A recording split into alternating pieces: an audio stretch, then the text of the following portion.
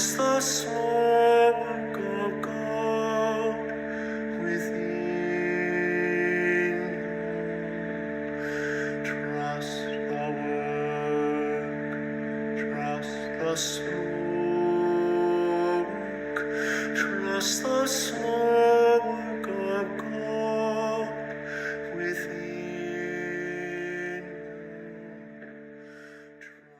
So when it comes to the conversation about learning and growth and its role in our spiritual discernment, I want to just sort of start with a little bit of an overview to make the observation that God, who creates the universe, created a world and continues to create a world in which everything is growing and changing all the time.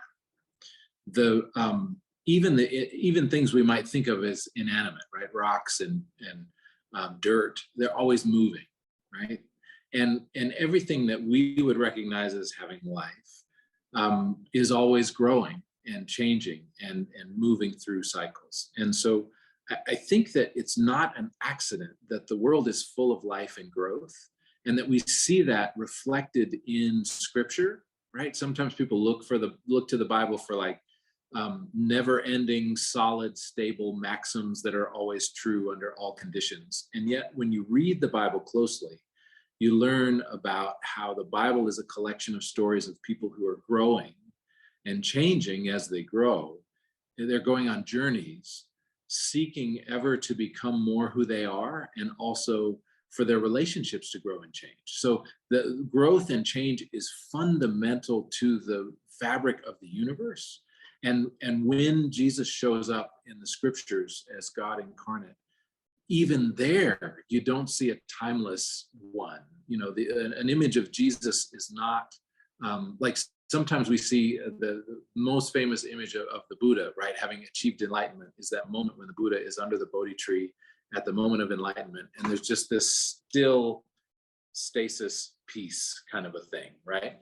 And yet I think what we see in the Scriptures with Jesus is about growth and change and learning, even as Jesus seeks to learn about all the folks that are involved. So I want to first say, even before we start talking about discernment, that being a human being is about learning and change and growth. And so discernment is about, I think, trying to wrestle with and coming to clarity, not to try to, I want to answer this question, right? Which a lot of times people think discernment is about answering a question, yes or no, tick the box. Do I go left? Do I go right? But I think discernment as a thing is really more about what am I called to learn right now? And how am I changing right now? And so to me, I think it's critical that we as human beings are always thinking about what am I learning? What am I not good at? What am I struggling with? What am I wrestling with? And how does that kind of work? And so, yes, that probably applies to what are the books on your nightstand, right? What are your interests and all that stuff? Because part of what we can take as a given is that God has placed in you interests in things that might not be of interest to anybody else on the planet. Or maybe there's a small group of people that are really interested in bugs in that sort of a way. But I want to recognize that discernment, again, it's not just a churchy question, and it's not just a question about, I want to answer this choice. Do I go left or do I go right? Do I say yes or do I say no? But rather, I want us to think about discernment as a learning and growth thing. And so just speaking for me personally, I am always learning about bicycle mechanics. I'm always learning about growing things in the garden. I'm always learning about trees and orchards and chickens and kind of biodynamic farming, permaculture.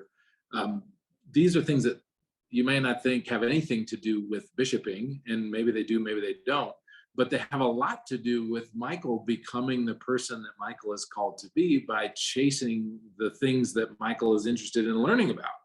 And so part of what I want to encourage everybody to be thinking about, if you're thinking about discernment, is what are you curious about? What are you struggling to learn, to understand?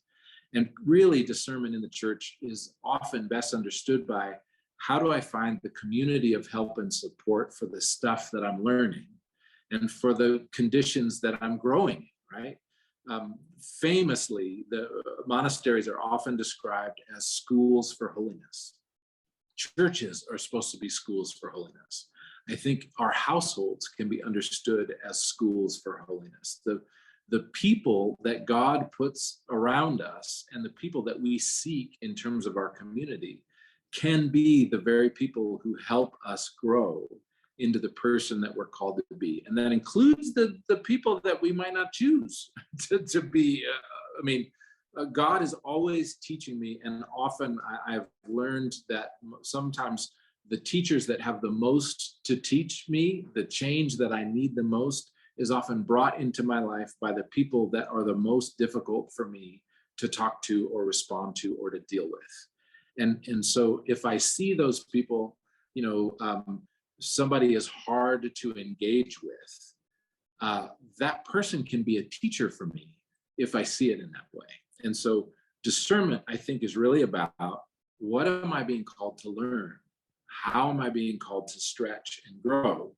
And what's the community or environment that will help me do that at the moment? And it's not always in the middle of church, but it certainly can be. And it's not always books either. I mean, sometimes it's about, carpentry or digging ditches or running pipe or stuff like that. Trust the work, trust the slow work, trust the slow work of God within.